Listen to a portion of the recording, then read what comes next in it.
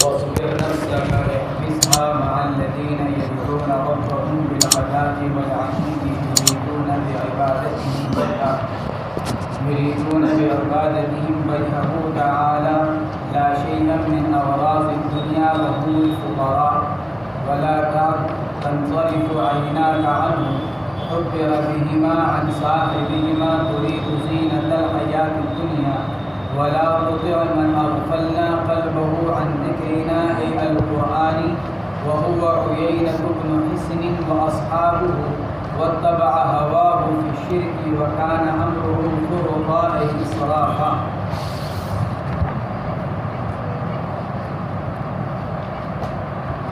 صاحب جلالین نے نقل کیا تھا کہ سورہ کہف مکیہ ہے سوائے ایک آیت شریفہ واصبر نفسك مع الذين يدعون ربهم بالغداة والعشي إلى آخره کے علاوہ، یعنی اس آیت کو انہوں نے مدنیہ قرار دیا تھا اور بقیہ پوری سورہ کہف کو مکیہ قرار دیا تھا۔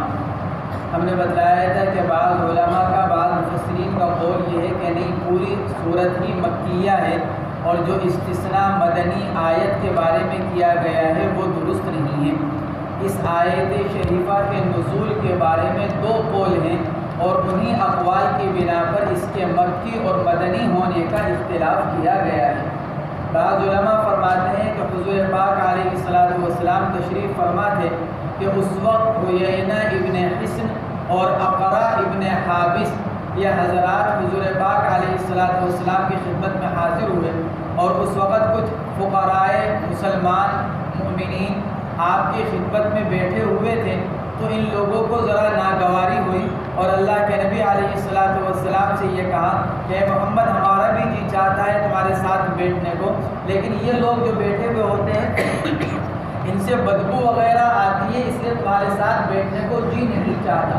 اگر تم ان کو اپنے سے دور کر دیا کرو، یعنی ایک وقت ہمارے لیے مقرر کر دو کہ ہم اس میں آ کر بیٹھ جایا کریں، تو تمہاری باتیں ہم بھی سن لیا کریں گے، ہمیں بھی کچھ فائدہ ہو جایا کرے گا۔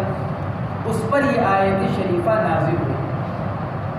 تو اگر عیینہ ابن حسن اور اقرا ابن حابس جیسے حضرات کو اگر مراد لیا جائے تو پھر اس اعتبار سے یہ آیت شریفہ مدنیہ ہے، جیسا کہ مصنف نے اس کی صراحت کی تھی کہ واصبر نفسک والی جو آیت ہے یہ مدنی ہے۔ بعض علماء نے لکھا ہے کہ امیہ ابن خلف یہ حضور پاک علیہ السلام کی خدمت میں حاضر ہوا اور آ کر اس نے یوں کہا کہ ہمارا جی چاہتا ہے کہ ہم تمہارے ساتھ بیٹھیں، لیکن یہ جو غربا اور فقراء تمہاری خدمت میں اور ہمارے پاس بیٹھے ہوئے ہوتے ہیں، ان کی وجہ سے ہم کو شرم آتی ہے کہ ہم ان کے ساتھ آ کر تمہارے پاس بیٹھیں۔ ان کے لیے ایک الگ وقت مقرر کر دو، ہمارے لیے کوئی الگ وقت مقرر کر دو تاکہ ہم تمہارے ساتھ بیٹھ سکیں۔ تو اس پر یہ آیت شریفہ نازل ہوئی۔ اگر امیہ ابن خلف کا واقعہ لیا جائے تو پھر اس اعتبار سے اس آیت کو مکیہ قرار دیا جائے گا، جیسا کہ بعض دیگر مفسرین رحمہم اللہ کا قول ہے کہ پوری سورت شریفہ مکی ہے۔ اللہ تبارک و تعالیٰ نے اس پر یہ آیت نازل فرمائی اور آپ علیہ السلام کو اس سے روک دیا۔ اس پر ایک سوال یہ پیدا ہوتا ہے کہ مطالبہ تو ان کا مناسب تھا، بھئی آپ ان کے لیے ایک وقت مقرر کر دیے، ہمارے لیے ایک وقت مقرر کر دیے، تو ان کا مطالبہ تو مناسب تھا، کوئی ایسی غلط بات تو انہوں نے کہی نہیں تھی۔ پھر اللہ تبارک و تعالیٰ کی طرف سے کیوں اتنی سختی کے ساتھ اس کی تردید کی گئی اور اس سے روکا گیا، منع کیا گیا؟ مفسرین نے لکھا ہے کہ اس کی وجہ یہ ہے کہ اس طرح ان کی بات کے مان لینے میں ان سرکشوں کا ایک طرح سے اعزاز تھا، اور مسلمان فقراء کی دل شکنی ہو سکتی تھی، ان کو خیال ہو سکتا تھا کہ رسول اللہ صلی اللہ علیہ وسلم نے شاید ہماری دنیاوی حالات کی وجہ سے اور حالت کی وجہ سے ہم کو پیچھے کر دیا اور ان کو آگے کیا، تو وہ تو پہلے سے جو ایمان والے ہیں ان کی دل شکنی ہوتی، اور یہ جو اب تک ایمان نہیں لائے ہوئے ہیں اس میں ان کا اعزاز تھا، اس لیے اللہ تبارک و تعالیٰ نے اپنے نبی علیہ السلام کو اس سے منع فرما دیا۔ مصنف فرماتے ہیں واصبر نفسک، یہ آیت ایک آیت یہ ہے اور ایک آیت سورہ انعام میں نازل ہوئی 7ویں پارے میں، وَلَا تَطْرُدِ الَّذِينَ يَدْعُونَ رَبَّهُمْ بِالْغَدَاةِ وَالْعَشِيِّ يُرِيدُونَ ما علیک من حسابہم من شیء. تو وہاں ہے ولا تطرد الذین یدعون ربهم بالغداۃ. وہاں صرف اللہ کے نبی کو اس سے روکا گیا کہ نبی جی آپ ان ایمان والوں کو جو صبح و شام اللہ کو یاد کرتے ہیں اپنے سے دور نہ کیجیے.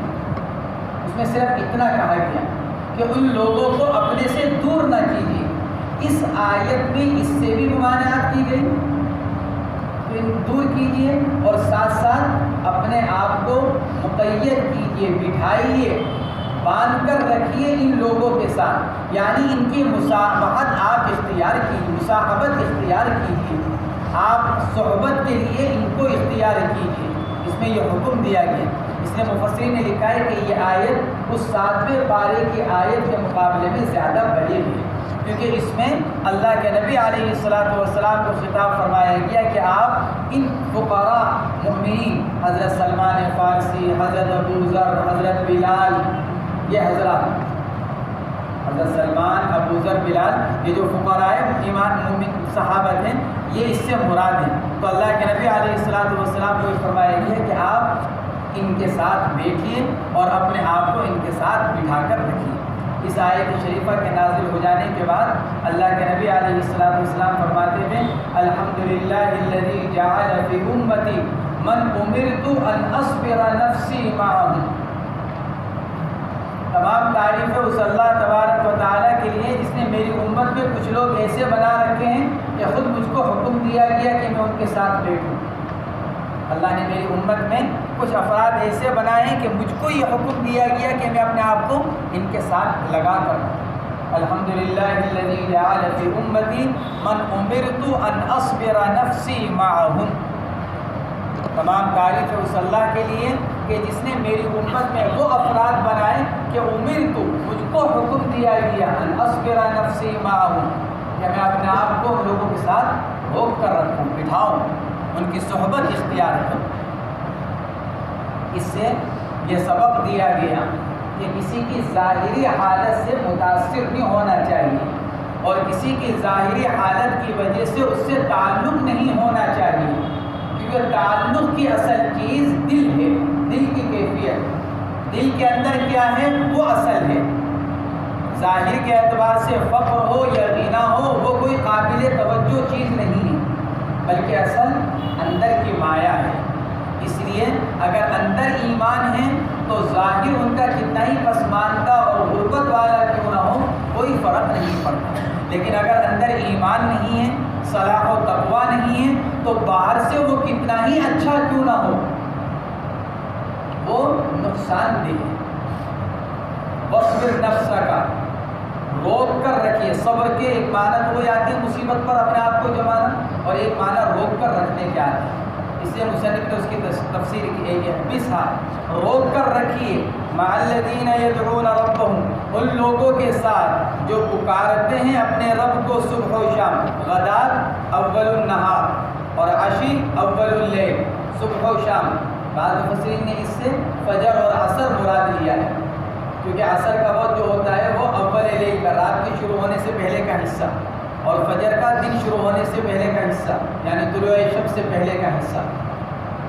تو مع الذین یدعون ربهم بالغداۃ والعشی، ان لوگوں کے ساتھ جو پکارتے ہیں اپنے رب کو، یہ عبادت کرتے ہیں اپنے رب کی. یدعون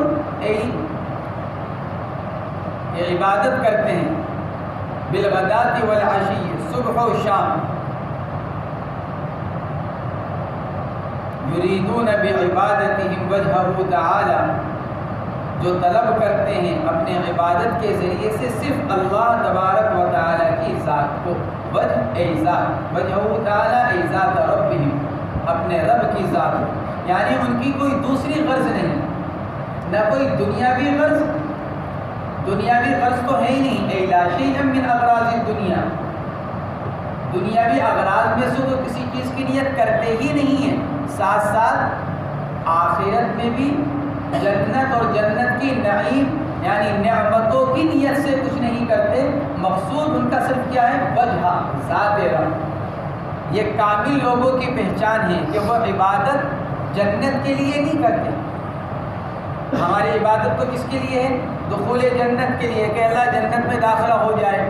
لیکن جو کامل لوگ ہوتے ہیں ان کے سامنے کوئی دوسری غرض نہیں ہوتی، نہ جنت کی نہ دنیا کی، نہ آخرت کی نہ دنیا کی. ان کے سامنے جو غرض ہوتی ہے وہ کیا؟ صرف ذات رب. یریدون وجہہ ای ذات ربہ، صرف اللہ کی ذات چاہتے ہیں، اللہ کی رضا، کیونکہ وہی اصل ہے. اللہ کی ذات ہی اور ذات کی رضا یہی اصل ہے اور کچھ نہیں. جو لوگ اللہ کی رضا کے علاوہ کسی اور چیز کو اصل بناتے ہیں پھر وہ غلطی کر دیتے ہیں. مولانا ابوالعالیٰ مودودی صاحب رحمۃ اللہ علیہ کی جو بنیادی غلطیاں ہیں، ان بنیادی غلطیوں میں سے ایک غلطی کیا ہے کہ انہوں نے اسلام کی جو اصل چیز قرار دی وہ کیا قرار دی؟ خلافت اسلامیہ.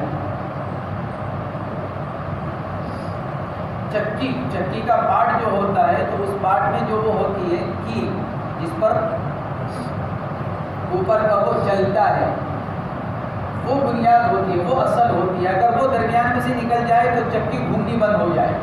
تو دنیا گھوم رہی ہے، تو یہ جو دنیا گھوم رہی ہے اور دنیا چل رہی ہے، اس سے سارے سے مقصد کیا ہے؟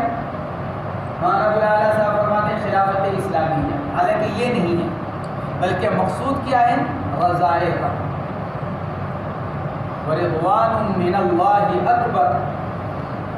سب سے بڑی چیز کیا ہے؟ قرآن کہتا ہے سب سے بڑی چیز کیا ہے؟ اللہ کی رضا. جو کچھ کیا جائے کہیں کے لیے کیا جائے؟ اللہ کی رضا کے لیے کیا جائے، اللہ کی رضا کسی طرح حاصل ہو جائے. اسی کو مصنف نے تفسیر کرتے ہوئے کہا وجہہ تعالی، مفسرین نے لکھا ذات ربہ، صرف اپنے رب کی ذات. لا شیئا من ابراز الدنیا وهم الفقراء.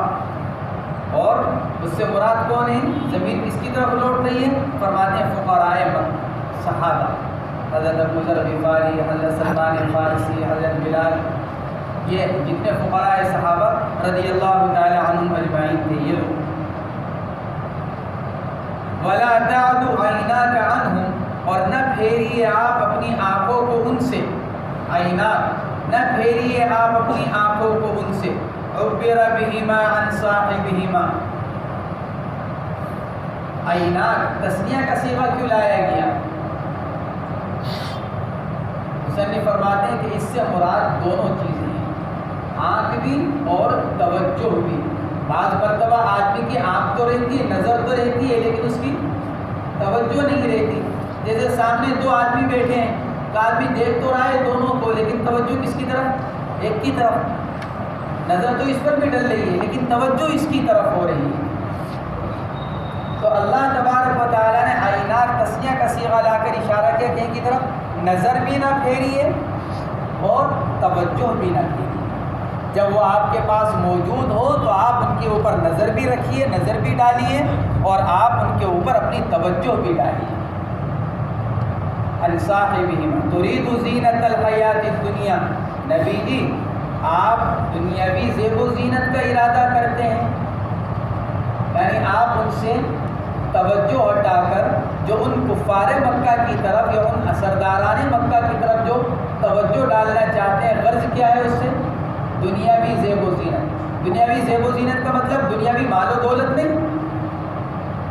بھائی نبی صرف اس لیے چاہتے تھے کہ تاکہ کوئی دنیاوی حصول ہو جائے، مال و دولت مل جائے، یا عزت میں اضافہ ہو جائے، یا شہرت ہو جائے، کہ نہیں. اللہ کے نبی علیہ الصلوۃ والسلام کا اگر غرض ہو بھی سکتی تھی ہوئی تو صرف یہ کہ یہ لوگ اپنی قوم کے بڑے کہلاتے ہیں. اگر یہ ایمان لے آئیں گے تو پھر دنیا میں ذرا ایمان کا بول بالا ہو جائے گا.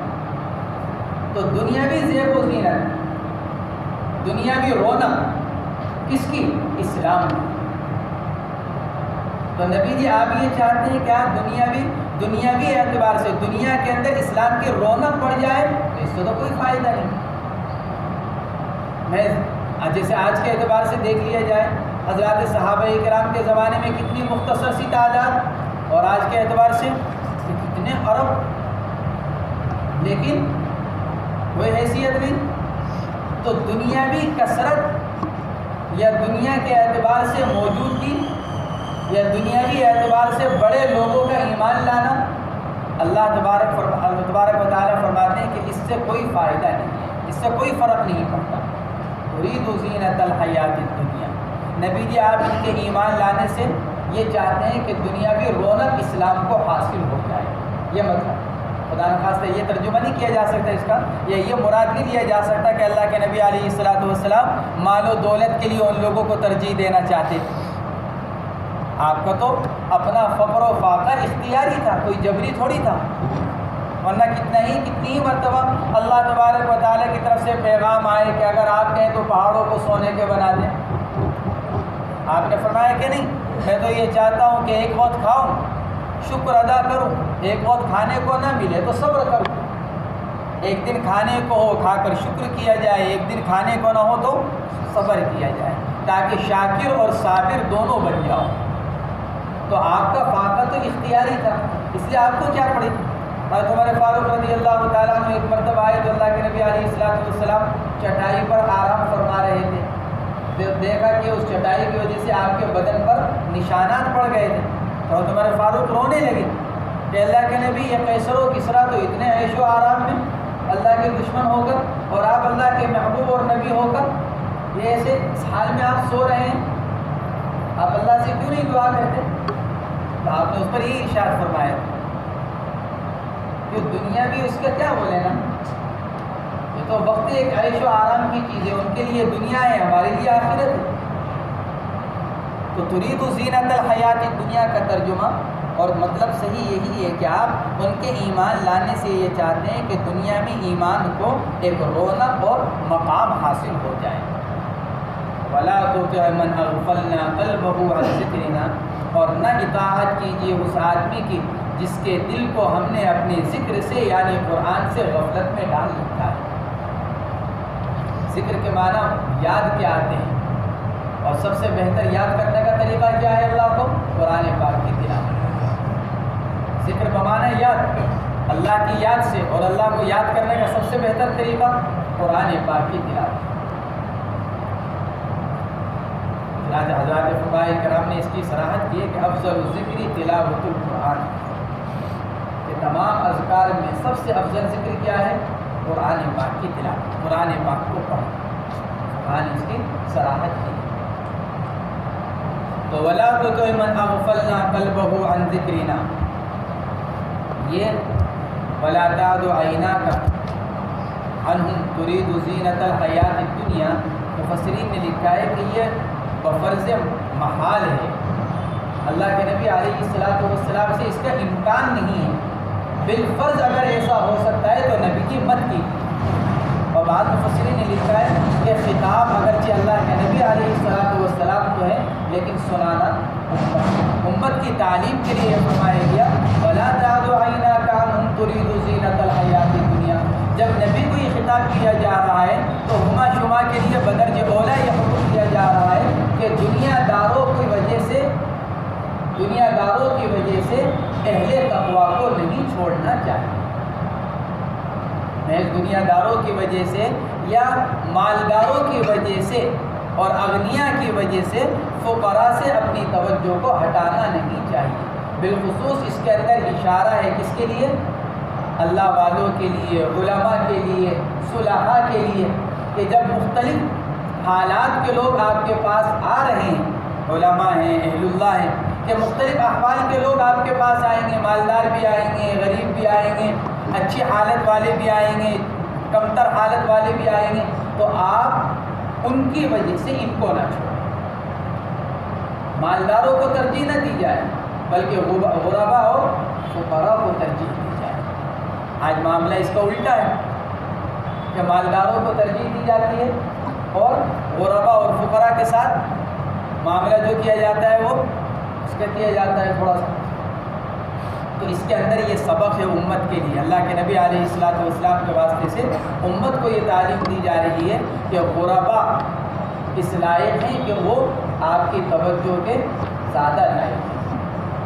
غرباء اور فقراء مسلمان آپ کی توجہ کے زیادہ لائق ہیں بنسبت ان لوگوں کے کہ جن کے پاس مال و دولت تو ہے لیکن ایمانی اعتبار سے اور تقوی کے اعتبار سے ان لوگوں سے کمتر ہے.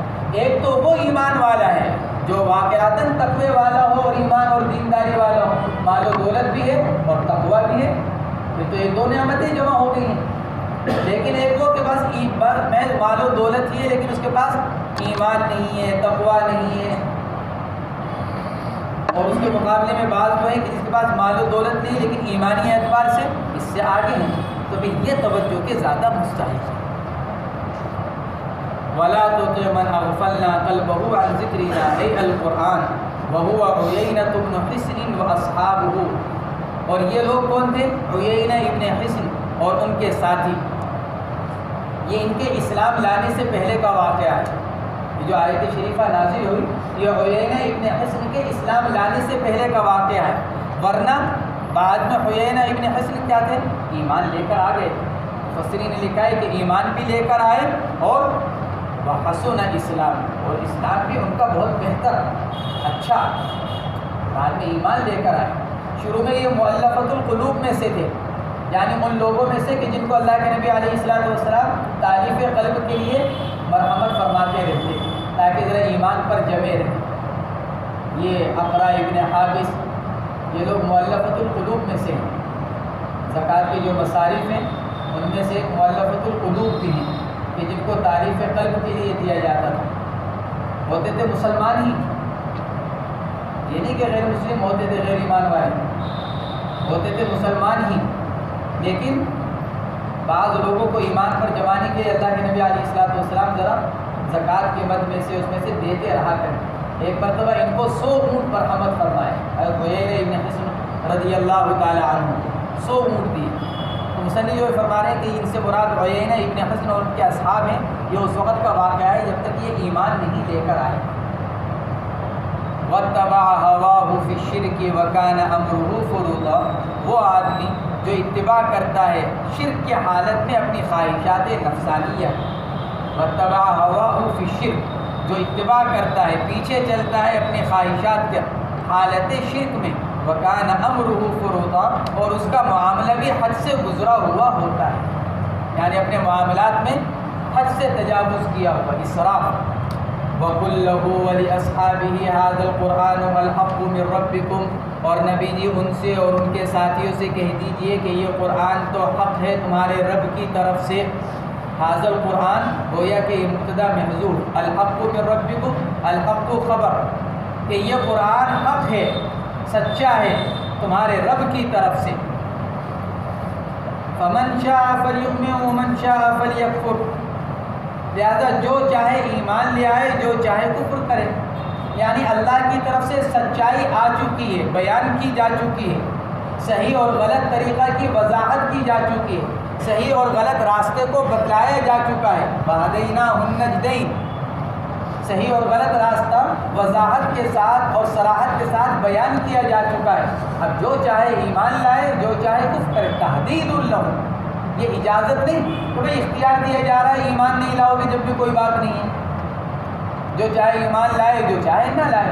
جیسے بعض اوقات اختیاری طور پر کام کرنے کو کہا جاتا ہے، بھئی تم میں سے جو اس کو کرنا چاہے کرے، جو نہ کرنا چاہے نہ کرے، تو یہ اختیار نہیں بلکہ یہ تحدید، ڈرانا۔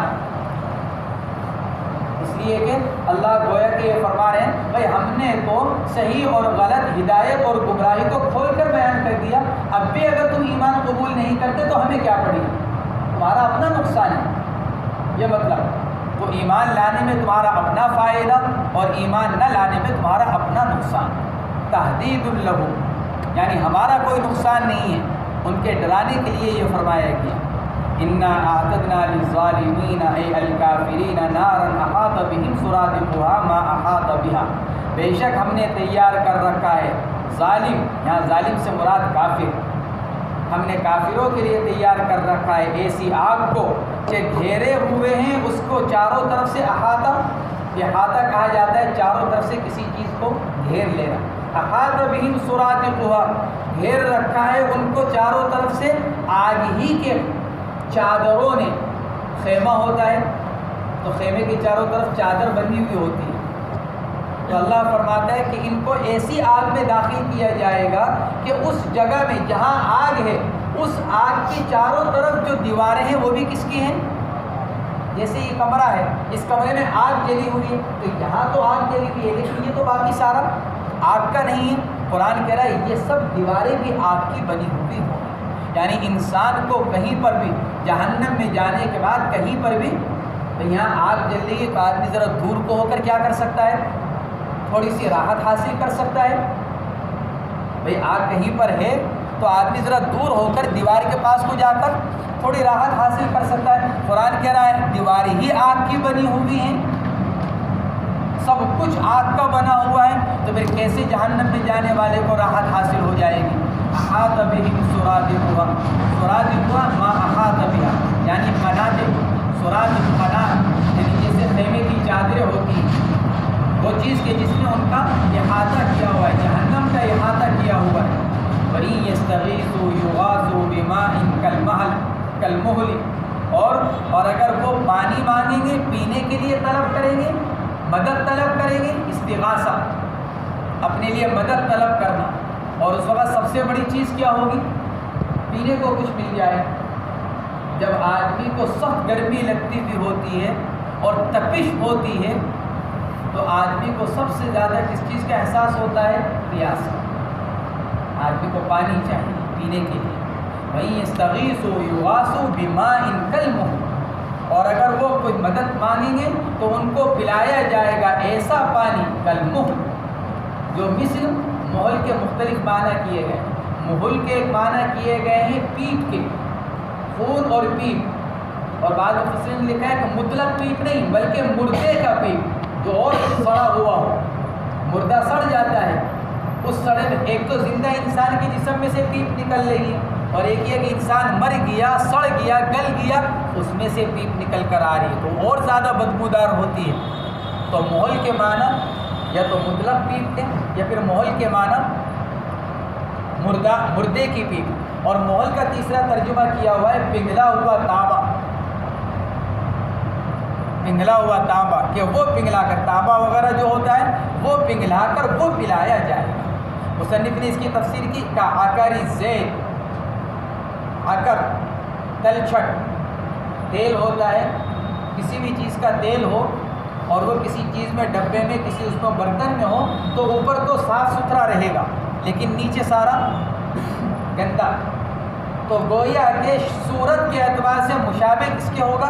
کعقری زیت، کاف مشابہت کے لیے، صورت کے اعتبار سے مشابہت ہوگی تیل کی تلچھٹ کے، حقیقت کے اعتبار سے نہیں، ورنہ تو اصل تو وہ آگ ہوگا۔ اس لیے کہا یشوی الوجوہ، جو پینے کو دیا جائے گا وہ بھی آگ ہوگا، صورت میں تلچھٹ ہوگا لیکن حقیقت میں آگ، اسی لیے منہ کے قریب لے جاتے یشوی الوجوہ، چہرے کو جلا ڈالے گا، اتنا گرم ہوتا ہے۔ بعض اوقات بھاپ لیتے ہیں، نزلہ زکام ہوتا ہے، زیادہ تیز گرم پانی اگر ایک دم منہ کے قریب کر لیا جائے منہ جل جاتا ہے، جلن ہونے لگتی ہے منہ کے اندر، آنکھوں کے اندر۔ قرآن کہتا ہے کہ وہ پانی جو پینے کے لیے دیا جائے گا وہ اتنا گرم ہوگا، جب پینے کے لیے اس کو قریب کرے گا تو اس کی تپش سے اور گرمی سے چہرہ جل جائے گا۔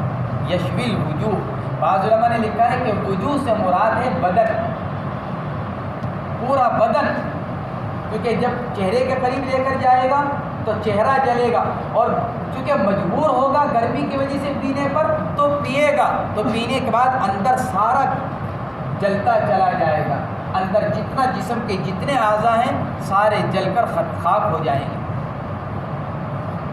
یشوی الوجوہ من حرہ اذا قرب الیہا، اس کی گرمی سے جب اس کو اس کے قریب، جہنمی کے قریب کیا جائے گا۔ بئس الشراب، کیا ہی بری چیز ہوگی پینے کی، شراب پینے کی چیز، عربی میں شراب کے معنی مطلق مشروب کے آتے ہیں، وہ چیز کہ جس کو پیا جائے۔ بئس الشراب ہوا وساءت ای النار مرتفقا، بئس الشراب ہوا، وہ کتنا ہے، کیا ہی برا ہوگا وہ مشروب، ہوا وساءت ای النار مرتفقا، اور وہ مشروب کیا ہی برا ہوگا اور کیا ہی بری ہوگا۔ مرتفق تمییز منقول من الفاعل ای قبح مرتفقها،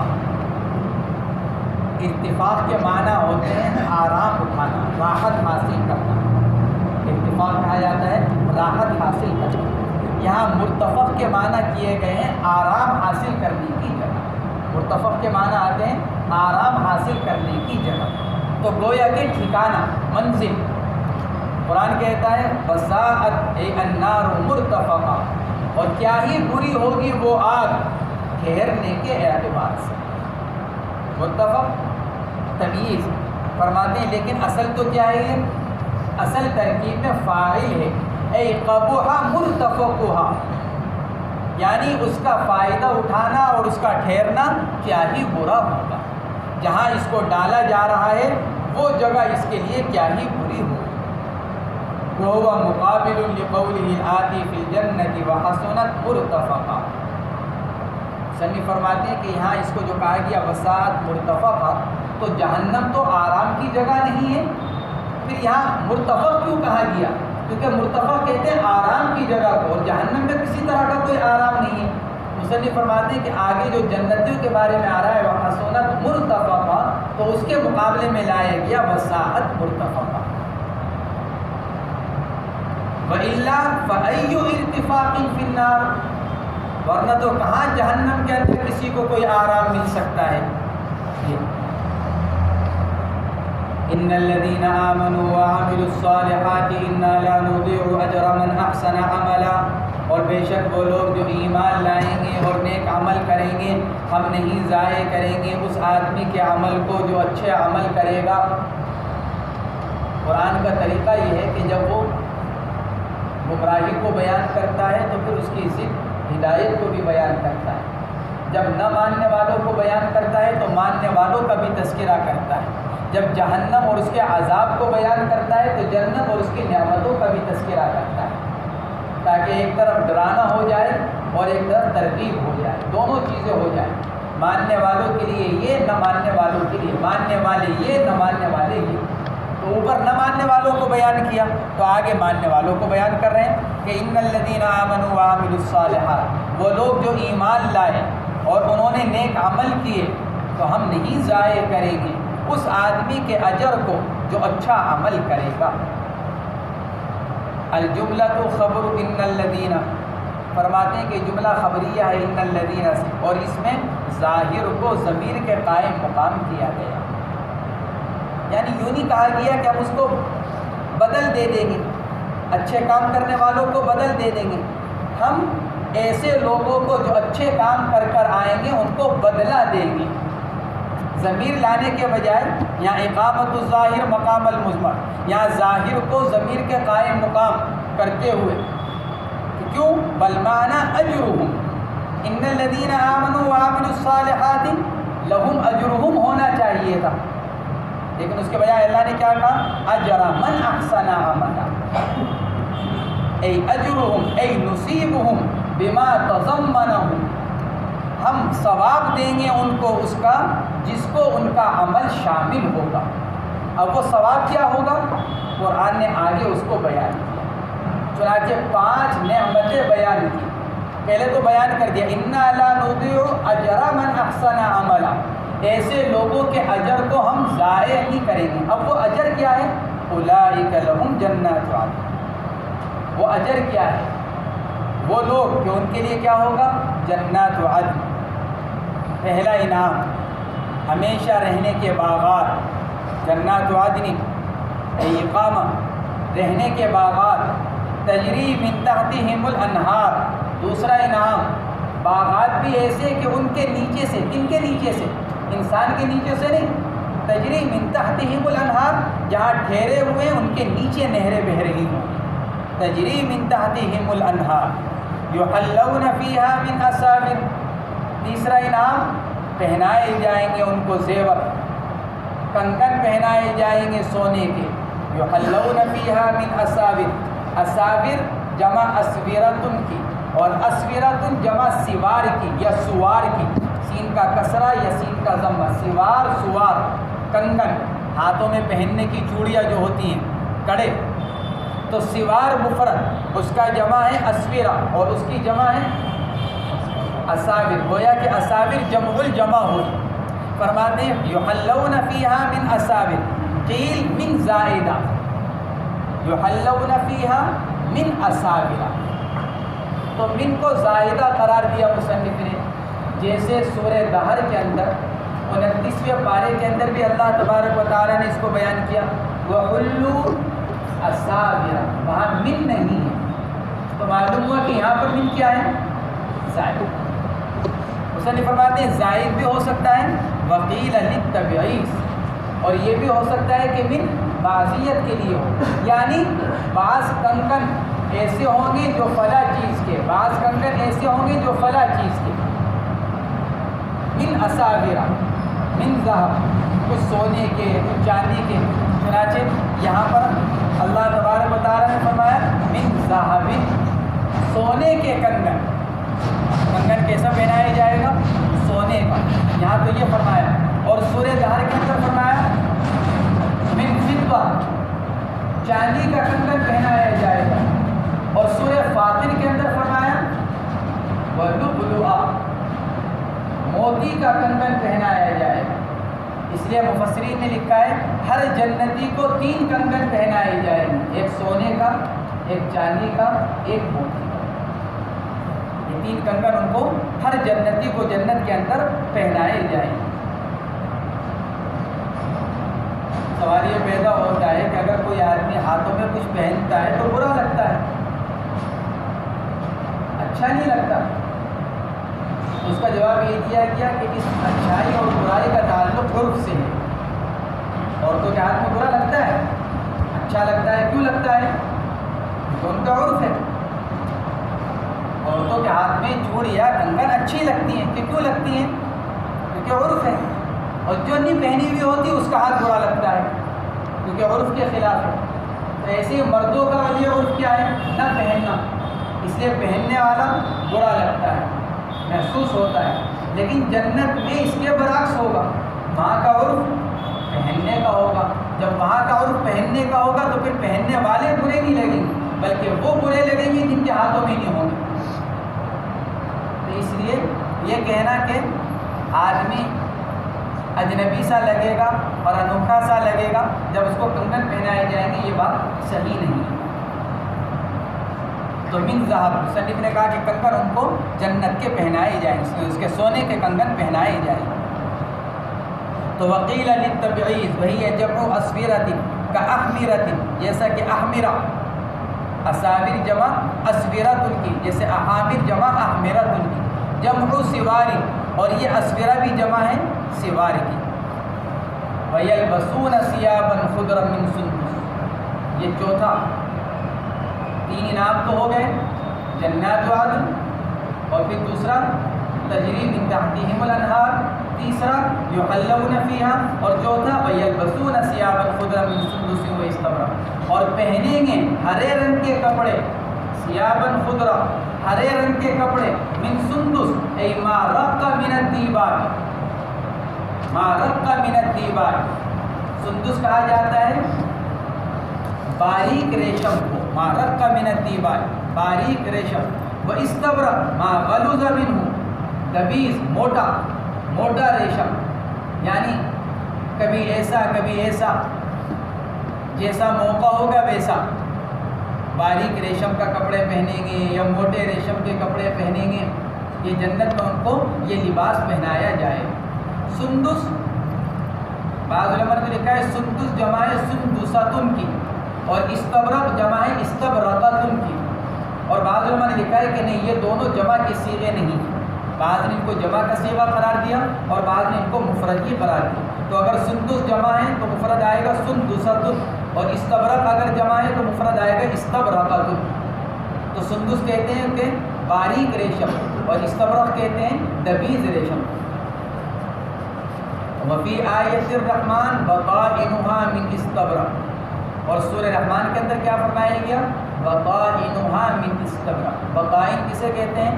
بطائن جمع بطانۃ کی، بطانہ اس کپڑے کو کہا جاتا ہے جو اندر سے ملا ہوا ہوتا ہے۔ جیسے ہم نے کرتا اور بنیان دونوں پہن رکھا ہے تو بنیان کو بطانہ کہا جائے گا، کیونکہ بنیان کس سے متصل ہے؟